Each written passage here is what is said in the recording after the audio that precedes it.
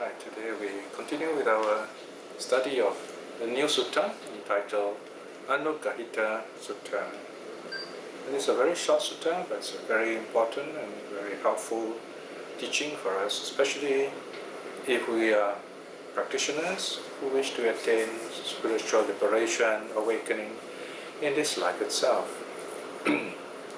Anuggahita Sutta means the discourse on the supported.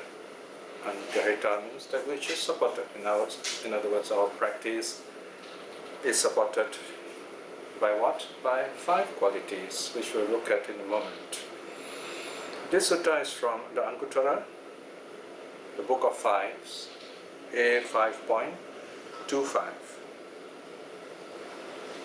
So this sutta is about the conditions for the arising of right view. There are many models we can use to study and practice the Dharma, the Buddha's teaching. One of the most common, the most important is called the 3 trainings, Tisika.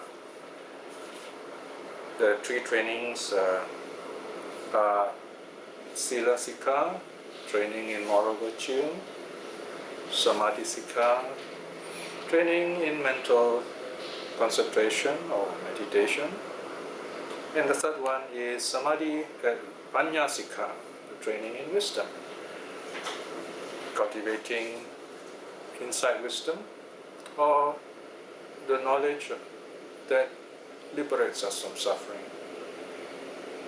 These 3 are in fact, comprise the Eightfold Path. Right? So in other words, we practice different aspects of the Eightfold Path in these 3 ways. These 3 ways are very systematic. In a sense, also they are progressive. In other words, gradually deepening, like the great ocean deepening. The Buddha's teaching also deepens. In other words, if we follow the Buddha's teaching in early Buddhism, we should understand, we should investigate, discover that the Buddha's teaching is always gradual.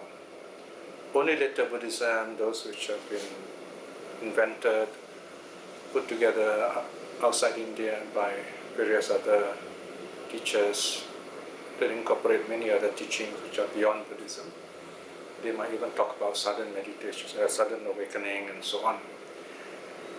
Of course, we can say that the way we see awakening or even realization of something seems to be sudden, but the process that builds up to the understanding is always gradual. We only perceive certain aspects of understanding to be sudden. My favorite analogy here is one of our favorite fruits in Southeast Asia, called the durian. This fruit with very sharp thorns is very delicious. This fruit, the plant takes a long time to mature, about 7 years more or less. Even then, when the season comes, this is one fruit you cannot pluck. It grows quite big, the size of a coconut, but you have to wait until it falls.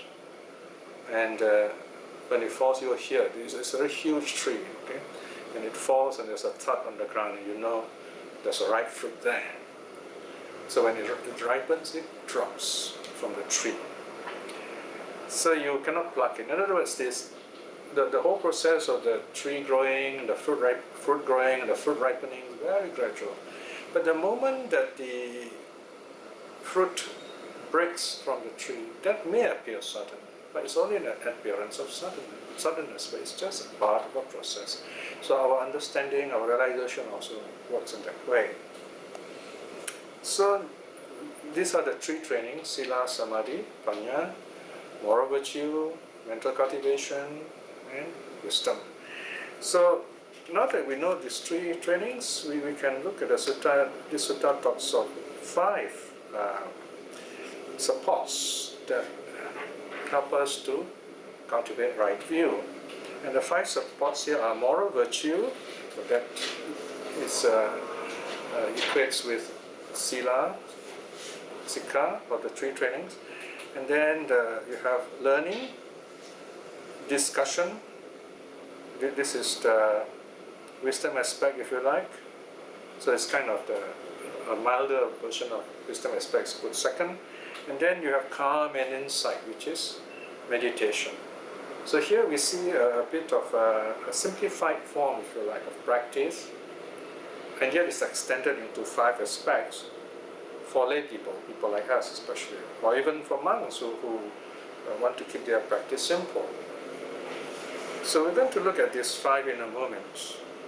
But the next thing we should have a look is that these 5 factors or ways or supports, the purpose is to help us cultivate right view. So here again, we are reminded of the purpose of practicing the Dharma, practicing Buddhism. When we practice Buddhism, the word practice is very important. So to practice means to live the teaching, to experience the teaching directly. We may read all the books on Buddhism, and there are lots of books on Buddhism. And I can almost tell you that you can read all the books, if it's possible, all the books on Buddhism in the world. And to limit the number, we can say you can read all the books on Buddhism by practicing Buddhists. There are hundreds and thousands of such books. Still you won't be enlightened. But in a sense, even if you read all the best books, you might still get confused. Because these are simply letters you're looking at, and you're forming ideas of these letters. And you may or may not get notice certain ideas connecting together, and you say, okay, now I understand better, but we all could be wrong. In other words, it's like you like art. So here you are looking at all the beautiful pieces of this wonderful book of great paintings of the world over many centuries. And there are even descriptions of these great works of art. You read them and say, okay, you know, this is ancient Chinese art, this is ancient Indian art, this ancient Greek art, and so on, and later the modern times, all kinds of art up to the modern times. You might even memorize these pictures, the names, the quality, the story behind them, what they're about. But that doesn't make you an artist, that doesn't make us an artist. We may know something about paintings, but we're not even seeing the real painting. So we have not really experienced the beauty of the painting. Well, when I was young, I loved all these paintings myself, and this beautiful art. I used to read books on them, look at those beautiful pictures. I remember one of those pictures I was looking at when I was very young was this painting of the royal family by a Spanish painter called, I forget the exact name, is it Goya or Delacroix? Probably more like Delacroix, I think. So this is a beautiful painting. It's quite, the frame, the whole picture is quite big. And even right now as I talk, I kind of have this picture, this painting in my mind. Then one day when I visited London, I went to the Tate Gallery, this kind of art museum. And then finally I saw the real painting. It was huge on the wall. And I was amazed at how beautiful it is. And I noticed people just sat there in front of this painting. There usually is a kind of bench there. And then it's just a bench, there's no backrest, so people don't sleep there. You sit there upright, you look at these beautiful pictures, and meditate on them, study the details, and so on. So when you look at the real picture, if you love art at this, you simply feel amazed at this beautiful work of art, how much time has been put in, how much energy has been put in. And so you feel joy, right? This feeling of joy is very important in Buddhism. When you read the suttas, you understand the suttas, you have prepared yourself for the suttas, you feel joyful. When you practice the Dharma, you listen to Dharma talks, you practice meditation, you feel happy. Hopefully when you listen to this, the sutta talk, you feel happy too. I mean, you recall these talks if you're happy to, and that's going to help with your practice. And as we practice, what happens to us? We must notice what kind of person are we? What kind of habits do we have? Our weaknesses and our strengths. We have to be very brave in accepting all these qualities and work ourselves up from there. There's no space for guilt here. There's only an effort in self-understanding, in building ourselves up from strength to strength. And this is done by letting go of views about ourselves, about others. In other words, as we become wiser, we, number one, let go of wrong views, and then we cultivate right views, and these right views help us to meditate better. And during meditation, you find you have to let go of all views. When your mind is clear of views, you feel very peaceful. And when your mind lets go of the peace, you go into deep jhana. Then your mind is so clear, you come out of it, and then you examine yourself again, examine the nature of impermanence again. So in simple terms, that's how we progress in our practice of meditation for the sake of spiritual awakening. Now, with that introduction, let's look at the sutta now. As I say, it's a very short sutta, but we have quite a lot to talk about here in terms of practice.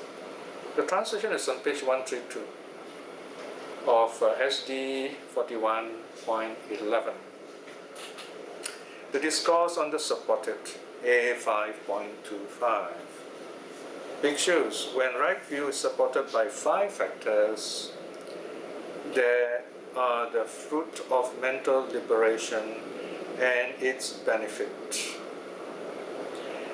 and the fruit of liberation by wisdom and its benefit. What are the 5? Now before that, here there are 2 things mentioned. The mental liberation, then the fruit of mental liberation by wisdom. Okay? What does this mean? Now very simply, we can take mental liberation simply means freedom from the defilements, freedom from the mental hindrances. In other words, it might be just temporary. For most of us who are not awakened, this freedom of the mind is temporary, but it's still very good. It helps us to feel happy and focused.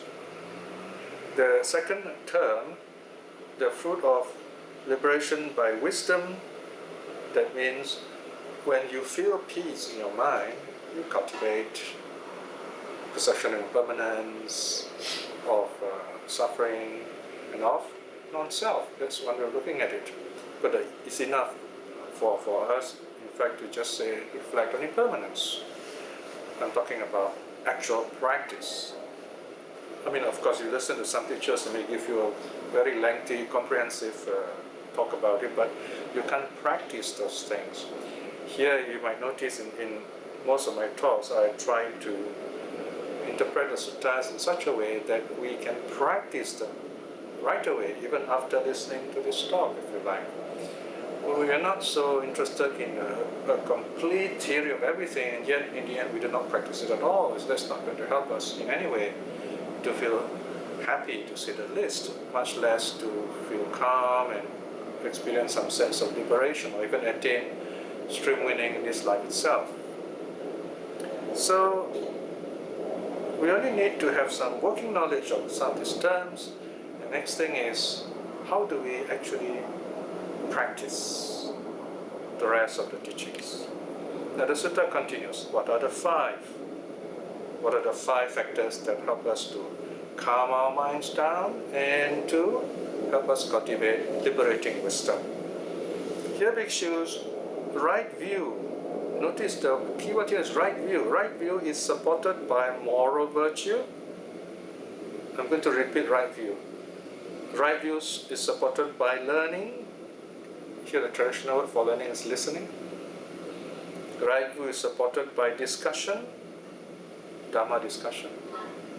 Right view is supported by calm or samatha. Right view is supported by insight or vipassana. Bhikshus, when right view is supported by these 5 factors, they are the fruit of mental liberation and its benefit, and the fruit of liberation by wisdom and its benefit. Sutta ends there. So the key section here is that right view is supported by 5 things: moral virtue, learning, discussion, calm, and insight. Let's look at each of these terms, each of these factors, one by one as time permits. How is right view supported by moral virtue? How do we practice the precepts to cultivate right view?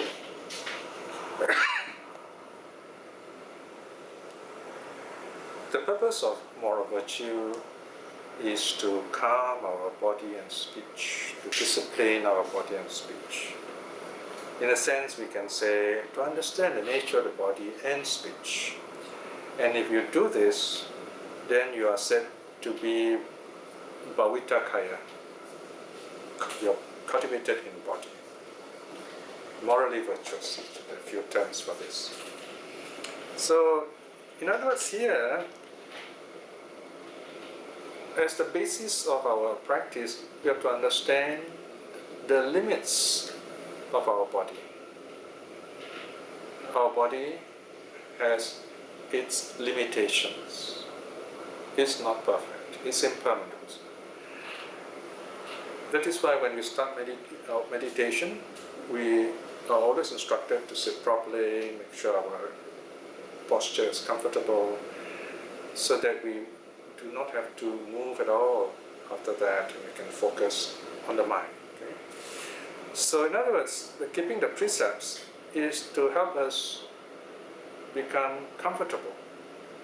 Not because we keep precepts to gain great merits so that we can have a lot of money in this life or maybe next life, or maybe we keep precepts that will be handsome or pretty, or even be strong and popular and powerful, etc., etc., all these worldly benefits.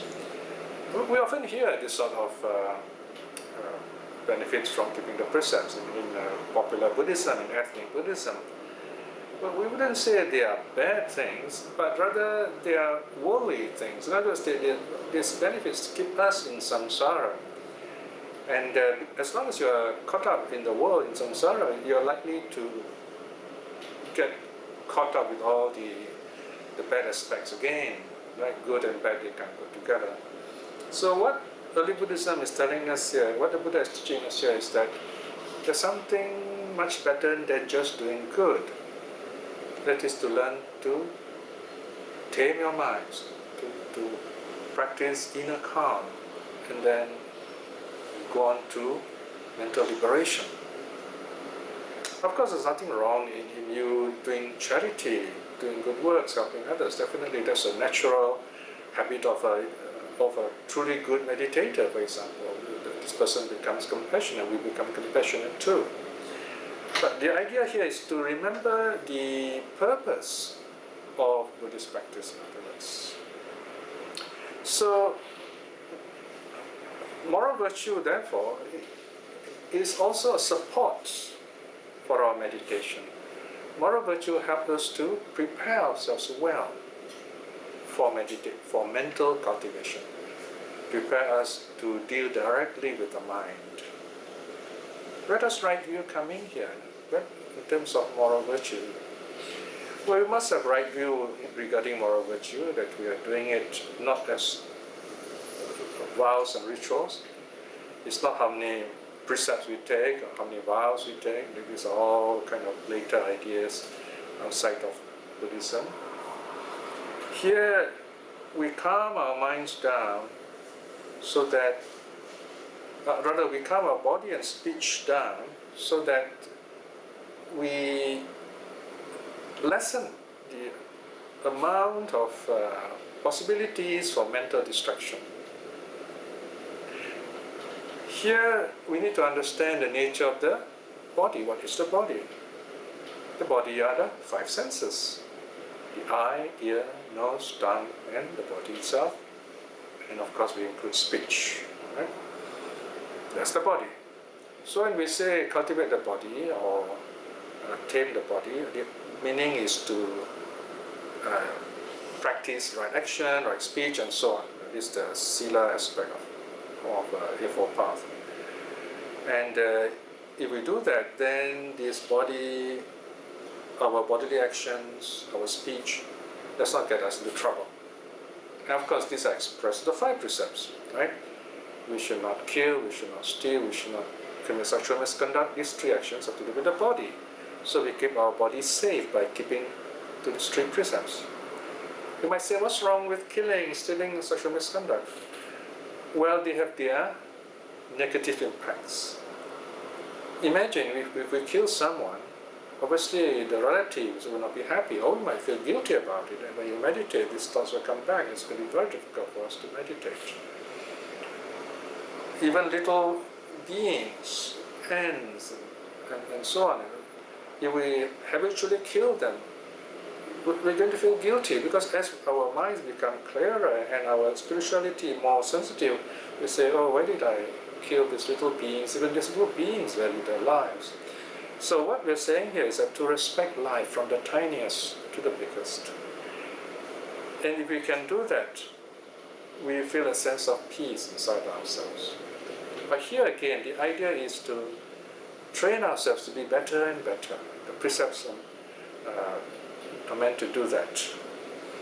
So here we see this first 3 precepts helping us to live a harmonious life with others, not taking other people's property because they need all these things to live a life, a proper life. We need those property too. And taking what's not given is wrong for that reason. Breaking precept against sexual misconduct is to exploit or is to abuse the other person's person, not to respect the body. And this again has its consequences. So we do not want to get caught up with these lustful thoughts. And whenever there are lustful thoughts, there are also hateful thoughts. They go like that. And delusion is the one that is kind of encouraging this ding-dong battle, hate and craving in our lives, and that's not going to help us be at peace with ourselves. So the precepts are to help us to harmonize ourselves with everything around us, with other people. Then the 4th precept is about speech, right? So there again, we want to have harmonious speech so that we're at peace with ourselves, we're at peace with everyone else around us. So the 5th precept, of course, is about not taking intoxicating drinks, not to be intoxicated, not to cloud our minds, and so on. There's already a hint of the meditation aspect in our lives. So I think that should suffice as the kind of introductory talk on sila, moral virtue. So that helps us, in other words, to have right view in not doing the wrong things. Now the next one is right view supported by learning or by listening. The Pali word is Sutta, S-U-T-A. In the Buddha's time, in ancient India, learning is always through listening. You go to the teacher, you listen carefully to him, and he's going to look at you. It's not just going to teach you book knowledge, it's going to see whether you're full of pride or stubbornness or any other kind of negative quality which needs to be corrected. So in other words, it's a package deal. You are being trained not just in terms of learning, you're also trained in terms of your character, your behavior. In other words, moral conduct also is included here. So sutta here has this broad meaning of learning about yourself also, not just about suttas, about things around you. After all, you study the suttas, you end up learning about yourselves. And if you understand yourself, you also understand other people. So one way of looking at Buddhist training is, it is about self-learning, self-realization. In fact, in Pali, the word atta, although it means self, it also means the mind. So when you say self-understanding, we also say to understand your mind. And when we say the mind, we also understand the mind as intention is also behind all the precepts and the actions of body and speech. So there you see another connection with the first factor and the second factor. So learning helps us to see, to understand what the precepts are, how they work, and how we should practice them correctly, and how to correct ourselves when we fail. They are called precepts. Sila, Sikha. Okay. Sila has one of Sila is habit. In other words, we have to make it a habit. That means we do it again and again so that we are able to keep the precepts well. And in order to keep the precepts well, there's one more ingredient which is very vital. It's like you're running a car. You have your petrol and the car, everything is kind of tuned up, but you need a good kind of oil for the machine to run smoothly. So this what helps us to keep the precepts smoothly and well and effectively is loving kindness, metta. We must have lots of metta. You must cultivate metta. If you have metta, then you'll see killing is wrong. You try. It's very easier for you to keep the first precept. If you have loving kindness, you will be more generous. You will not you'll not break the second precept. If you have loving kindness, you are more patient with yourself, with others. You will not violate them, right? So here again, you can see the two aspects of moral virtue here. Through learning, you begin to understand the two aspects of moral virtue. One's called negative morality, or the moral conduct of omission. Don't do this, don't do that, the precepts, right? The suttas often tell us, having stopped killing, we practice compassion. Right? So you have the negative omission aspect, not doing something, not killing, and then the commission aspect, doing something. You show loving kindness, compassion. Having stopped stealing, you practice generosity. Having stopped sexual misconduct, you practice patience. You practice contentment. Then having stopped wrong speech, you practice right speech. So you have this kind of a jump from something of not doing to something that you do. Okay? So you have, and having stopped drinking, you practice mindfulness, right? So I remember when I was in Thailand, we call this the 5 precepts and the 5 ennobling virtues, Pancha Sila, Pancha Dhamma. Okay?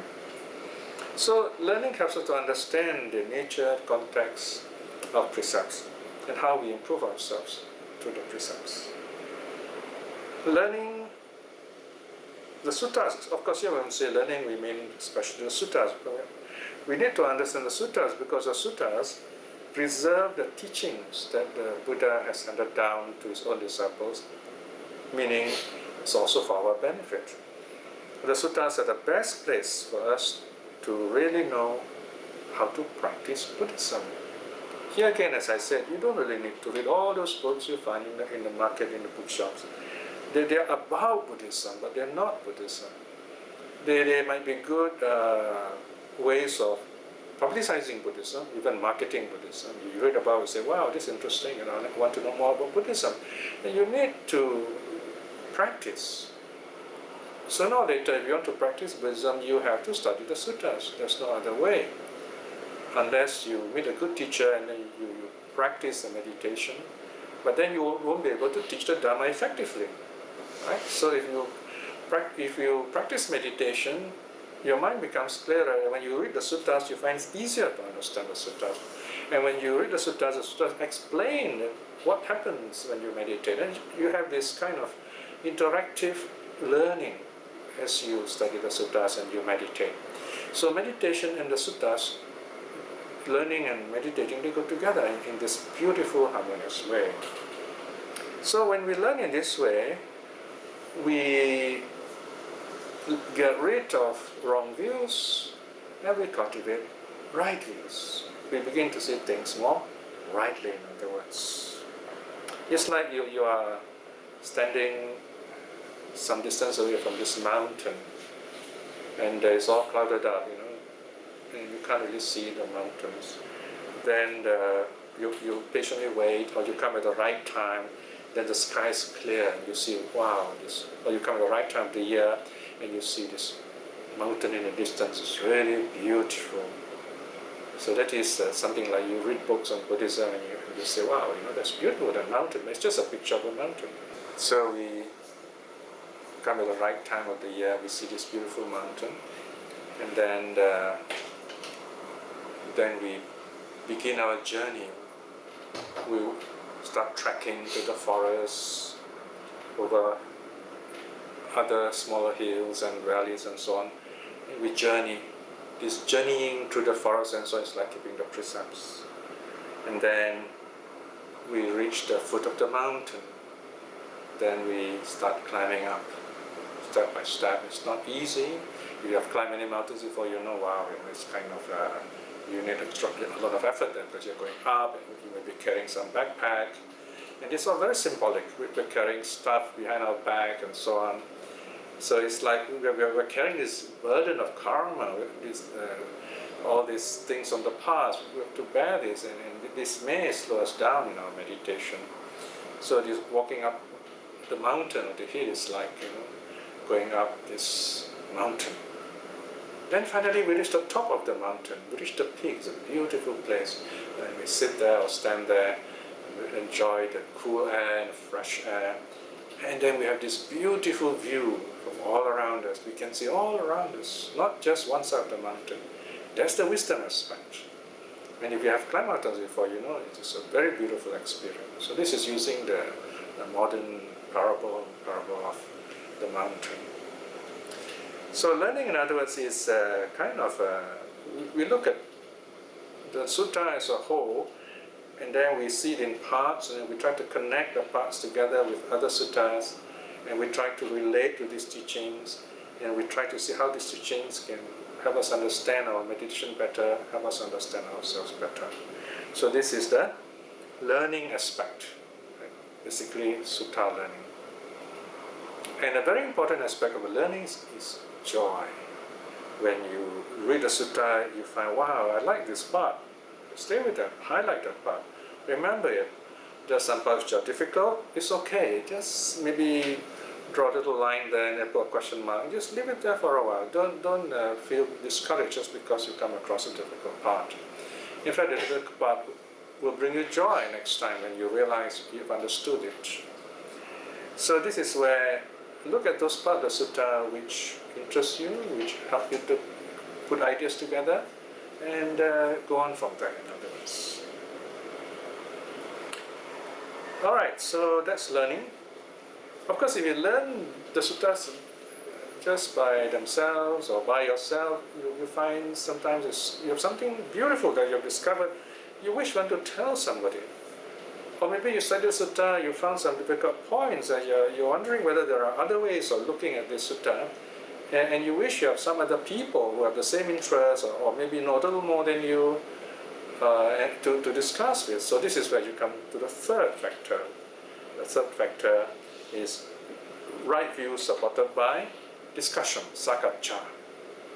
So this is where if you can meet a teacher who's compassionate and wise and patient, it's a really great blessing.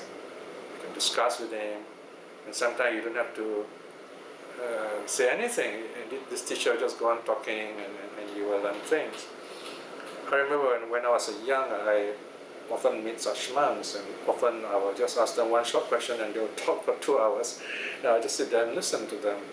And then, in fact, sometimes they talk so many things that I begin to ask them permission.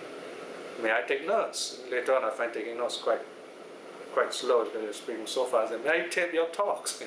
And so on. So it went on like that. So, in other words, my learning of Dharma started a long time ago, like when I was 15 or even younger. So you can imagine, it's like 50 years of doing that, of learning the Dharma. So it is a lifelong thing. learning never ends. You go on learning until you're enlightened. That is why all the saints, except the Arahat, they are called learners, Sekha. Ironically here, you're not even a learner yet until you become a stream winner. So in other words, we are still groping, we are still walking around looking for the right path. This is where the commentaries talk of two kinds of whirlings. The blind whirling under Putujana, those who really don't bother about the precepts, they get themselves in a lot of trouble, and then they start asking, why am I in trouble? Then you have the people who work very hard to keep the precepts. Most of us will be in that category. And these are called Kalyana Putujana, the good worldlings. We know we are not perfect, but we try our best to keep the precepts. And then you work hard, you become a stream winner. So only from the time of becoming a stream winner onwards, you are called a learner, a true learner. That's when the real learning starts, in other words. Before that, it's very much theoretical, very much of getting rid of wrong views, if you like. But we have to start somewhere. So when we have the opportunity to discuss Dhamma with others, we build up this wonderful connection through goodness with others. So it's not just a study club or a study group. We also form this wonderful Dhamma connection. We form spiritual friendship. Technically speaking, spiritual friendship or Kalyana Mittata is the teaching relationship or spiritual relationship between a teacher, a meditation teacher, and a meditating pupil. That was the original intention, where this teacher teaches the student the nature of the three trainings, especially in terms of meditation. More broadly, of course, spiritual friendship can refer to any kind of connection we have with people where we know the Dhamma better and better. Right? So Dhamma discussion is a good way of building up this understanding and this friendship. Of course, we have to really understand the nature of Dhamma discussion. We all must have the desire to learn here. Sometimes you get people, they think they know a lot, and then they go on talking, and they do not know how to listen. Then that's not very helpful. Sometimes, even though we think we know a lot, we still have something to learn. Yeah, sometimes, of course, we may know more than others, and then we feel so joyful, able to contribute this knowledge to others. And yet, as we talk, someone may say something, give us a feedback, and we realize, oh, we can fine-tune this idea that we have, or we need to correct certain aspect of this idea, which is actually not right. So we have this opportunity to straighten our views, ditti dukkama, the action of straightening our wrong views. This is a very important aspect of learning. It's okay to be wrong. Better still is to correct what is wrong so it becomes right. And we build up our understanding that way. So that's Dhamma discussion, Sakaccha. You find all these are mentioned in the Mangala Sutta, for example. Dhamma Sakaccha, Hitam Mangalamataman. The discussion of Dhamma, that is a great blessing. So, Dhamma discussion is you might say, it's a social aspect of spirituality, if you like, where we connect with other people, like-minded people, and we kind of walk the path together. It's a very joyful way of doing things. Of course, nowadays you find sometimes you might not get the right kind of friends or people to discuss Dhamma with in the same place. You can do this through the internet, for example. So there are many ways of forming this networking of Dhamma-minded, Dhamma-inspired, Dhamma-moved people. Right, so we have talked about moral virtue, learning, discussion. So this is the basis for meditation. And here meditation is given to us as factors 4 and 5, calm and insight. And it is a very good way of learning meditation actually. Learning to keep the precepts well, studying the suttas, discussing the suttas, and then we learn to calm ourselves, right? Supported by calm, right? So in other words, here we have right view supported by calm. We learn to calm our minds. We learn to be at peace with ourselves. Whether we get jhana or not, it doesn't matter. Okay? We often hear a lot about, some people may like to talk about jhana. I call this fashionable jhana. A lot of people say jhana because they heard a monk talking about jhana. And this monk likes to talk about his experience of jhana. Most good monks I know would not talk too much about personal experience of jhana. Well, this is almost like a way of saying, hey, I'm a great monk, I know jhana. So that may give a wrong impression to other people. People may take this as, and may attribute charisma to such teachers. We don't know whether anyone has attained jhana or not. So it is not fair for us to publicize such ideas. We may ourselves experience wrong jhana for that matter.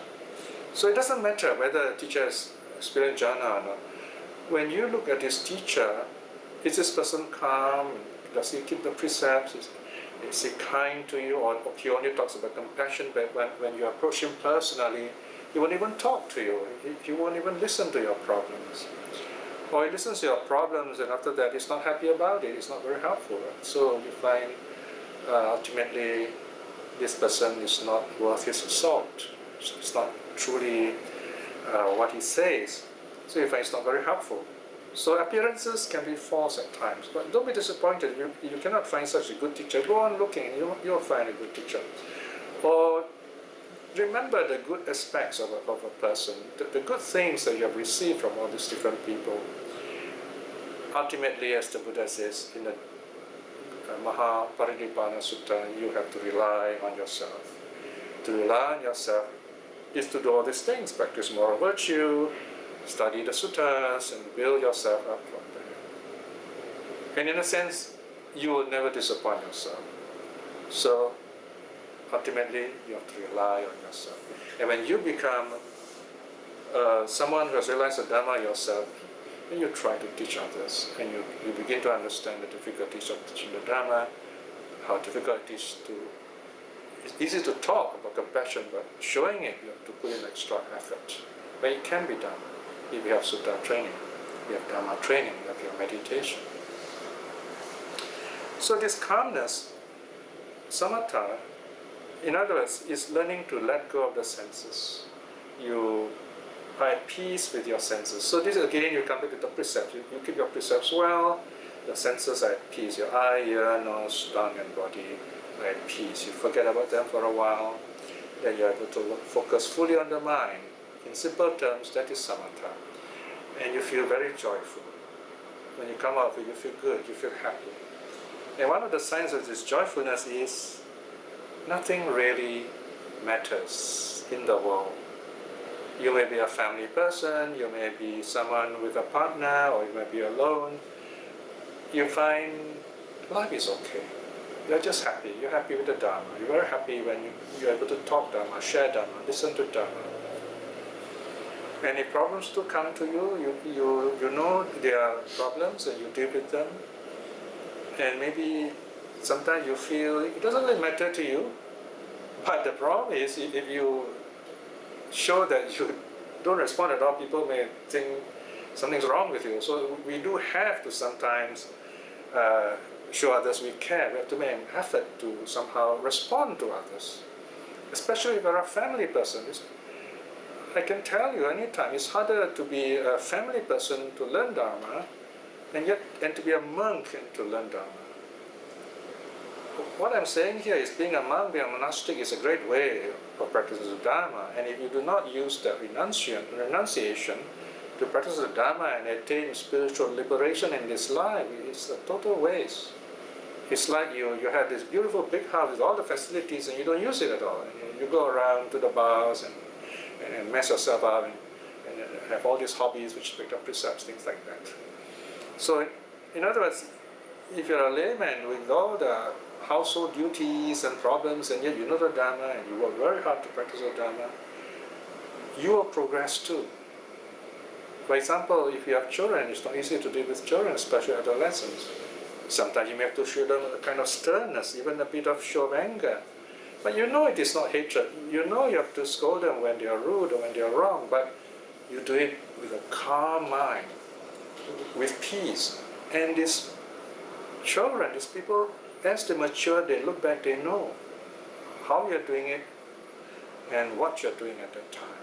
So in that sense, I'm saying that it's harder for a layperson to practice the Dharma in that sense, but the reward is much greater. You begin to understand the true nature of suffering. You begin to connect better with other parents, other people in the world. How can a monk who has never experienced suffering really understand the suffering of the layperson? They can only talk about it, and get donations, get support, and so on, but they really do not know the suffering of a layperson. But a layperson who really lives his life will know the suffering, and as he matures, as he grows older, he's able to tell others who are suffering, don't be afraid to suffer, be strong. All this suffering are teaching us about the Dharma, and it strengthens us to be able to help others.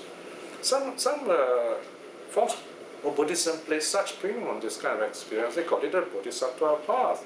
Now, I don't call it anything by any name. I just say it's practicing the Dharma. It's being a Dharmafara, whether as a layman or as a monastic. We can choose either way. Of course, I'm not trying to water down the monastic life. If you become a monastic, it's a great way of awakening this life, if that is your aim. That's really wonderful. I would say a big sadhu for that. And we have a lot to learn from such monastics. So calmness gives us that joy to do what needs to be done in terms of the Dharma. At least to inspire others, to tell them, hey, look, I'm happy, right? You don't even have to say that. I mean, I'm just saying that as the actual action of what happens when you're very happy. People look at you and they say, how come you're so happy despite all the difficulties? I feel good and I'm near you. Well, Dharma is working. And you tell them, yeah, why don't you practice the Dharma yourself? You'll be like that. So that's the benefit of calmness based on right view. In other words, this calmness is to help you understand the suttas again, and then understand yourself again. Right? So you bring yourself up one more level, so to speak, the level of inner calm. And the inner calm helps you to understand the suttas better, helps you to understand yourselves better. Your right view become clearer, in other words. So this is like you have a telescope. Okay? So the moral virtue is like you're reading the instructions very carefully. What must you do with the telescope, how to mount it, how to take care of it, and so on. You're reading the instruction, you have not done anything with it yet. And then the learning process is when you actually mount the telescope and put it together and make sure it works. Then discussion, you share your time with others who also love telescopes, looking through the telescope into the heavens and so on. And then you clean the lenses and you look through and the lenses are very clear. That is the calmness aspect. Then the insight aspect is when you look through the telescope and you see, wow, look at the stars, and you're able to identify that is Saturn, that's Jupiter, that's Mars and Venus and the moon and so on. So you begin to see all these heavenly bodies very clearly and you feel so joyful. So even insight brings us great joy. So insight here, right view supported by insight, is the last of the 5 qualities or factors. So in other words, you can see how this whole process of learning builds up moral virtue, right view supported by moral virtue, supported by learning, supported by discussion, supported by calm. All these help us to attain insight. This is the last one. So you have right view supported by insight, by wisdom, if you like, vipassana. Here vipassana simply means wisdom. It's not a kind of meditation. It's the sutta meaning. It means insight, wisdom, looking into things, not just on the surface. So how does this happen? Now, as I mentioned just now, calm meditation is like you are polishing the lenses of this telescope and you got it in the right position, directing to the heavenly body you're going to look at, and you look through it and then you see it. But that seeing is insight. What do you see when you're very calm? You come out of your meditation, You see your breath, you see your mental states as passing moments. They're all impermanent. And you reflect on them so. When you're deep in your joyful state, you don't think, so you won't notice all these things. You are so joyful. When you come out of it, your mind is very clear after meditation. You look back and say, wow, all these things I've experienced are mind-made. Whatever is mind-made is impermanent. They come, they go, they rise, they fall, they become other. Then you begin to appreciate all this more. You don't feel sad or depressed because of this fact. You begin to feel more happy. You say, wow, I've experienced all these things. And you begin to see all this impermanence everywhere, all around you. You begin to appreciate impermanence even more. You know, I have so many sutta books in my study. And when I first bought these books, or when I first got these books, people present me with new, beautiful volumes, nice, shiny, glossy cover. But if you look at them now, you know, some of them I have to paste the what is called a dust jacket with thick card paper because they're all torn and ragged and tattered. So I put a kind of layer of cardboard paper with lots of glue and I kind of put it back there. And even the pages are some of them are crumpled and some of them I accidentally dropped some ink on them and so on. And they're well highlighted and so on. And I have my PED is well annotated and so on, and Rana has a new one, but my old copy with all the notes is more useful. Although it is kind of, it looks, the pages are coming out by the way, and that volume is more useful than the new one. So this is where impermanence teaches us so many wonderful things, that these books, they don't last forever, no matter how good their binding is. You kind of flip them, you open the pages, you look at them, and then sometimes you drop them, sometimes you spill coffee over them, but they have been useful to you. So they're like old friends, although they look tattered and torn and broken, but they have served us so well. And that's how you love books, and they help you. You don't love books by just keeping it on the shelf and just telling people what they are, and you don't even use them. Books are meant to be used. There is a German saying, an unopened book is but a block. Right? So this is where you have to open the book, look at it, the suttas too. You look at them, you study them. And that's how wisdom arises, by using those things. So impermanence is a reminder that we have found some use in our life, in things around us.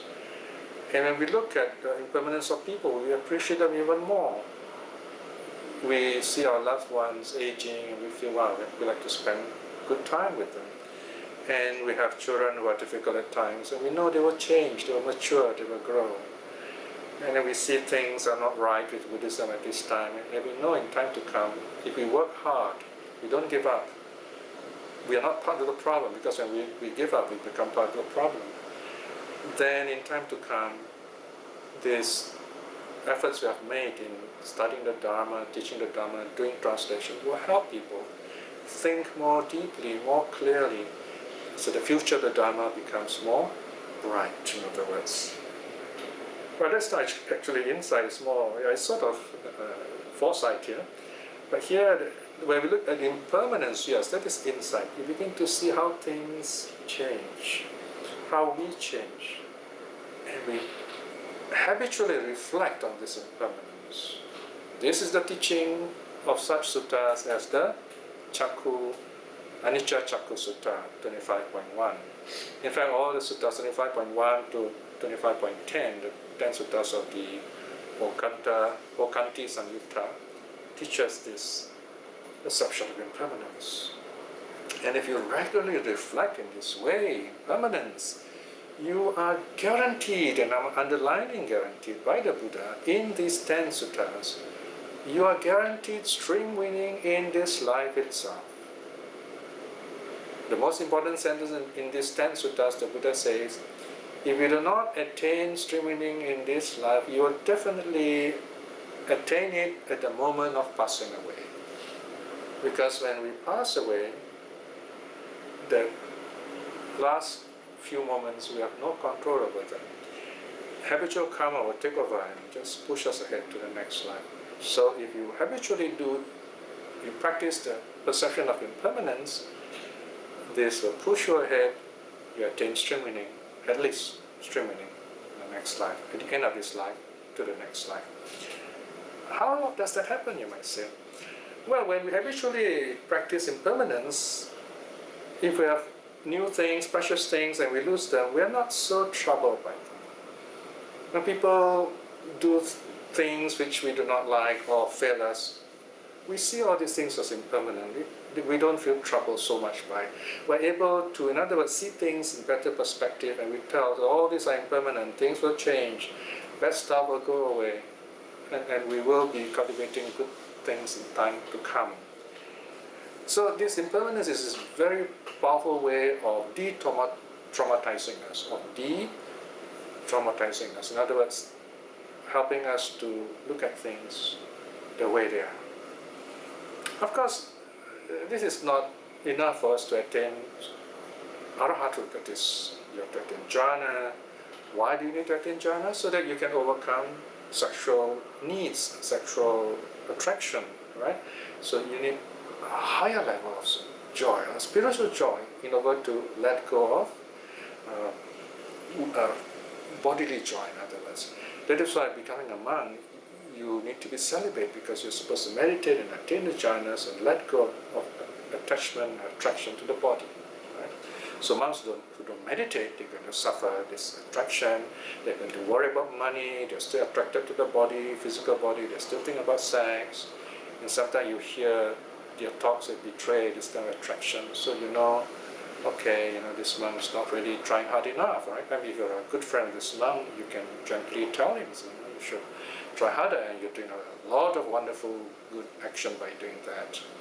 Otherwise, you might get another monks messing up the teaching, and then you have big problems there. So, insight, in other words, is you begin to see things more clearly in perspective, and you also get courage to speak the Dharma, to tell the truth, to help people. Right? Vesaraja is very important. So, these are the 5 factors, right? If you work together, and if you have them, then you're on the way to awakening, to streaming in this life itself. So do reflect on these teachings. The sutta is very short, it's hardly 2, 4, 6, 8, 10, 12, less than 20 lines. Some of them are just phrases. So reflect on this, and remember, right view supported by moral virtue, right view supported by learning, right view supported by discussion, right view supported by calm, right view supported by insight will bring on awakening. How is this done? You begin to let go of more and more views. To let go of more and more views means if you're not awakened, you have this open mind and willingness to learn. And when you meditate, you have no views. Right? When you come back, of course, you're not awakened, the views will come back, but they are right views. So in that way, you will progress quite well. And if you want to read more about the right views and what I've said here, there's one essay called The Notion of Ditthi. It's quite a long essay. You can read about this idea of how right view should be cultivated and then kind of abandoned in the end in this essay called Notion of Ditthi in the SD series. So with that, I will end this talk. May you be well and happy. Let us do a short reflection in this connection. Once again, we see a very short sutta can bring us such a great joy to recall the Buddha's teaching and how to practice it. Remembering the Buddha's teaching empowers us to make self-effort in keeping our body and speech in order, so that it become the instruments of mental clarity and mental peace, or meditation, which in turn helps us to attain insight wisdom. Reflecting in this way is very good karma. By the power of such karma, may we attain spiritual liberation in this life itself. Before that, may we attain a peaceful mind and great wisdom, so that we are happy, bringing happiness to others too. By the power of all the good deeds we have done, precepts that we are trying to keep, the suttas we are studying, our practice of generosity, our faith in the three jewels. But above all these things, may we attain spiritual liberation, especially stream winning, in this life itself. In this moment of peace, let us radiate our loving kindness to our teachers and those who are working for the Dharma. May our loved ones be well and happy. May all the beings around us to be well and happy. May all those whom the Dharma have not touched be well and happy, so that the Dharma will touch them and they be even more well and happy. And learn the Dharma so that they are liberated by the Dharma and continue to spread the Dharma.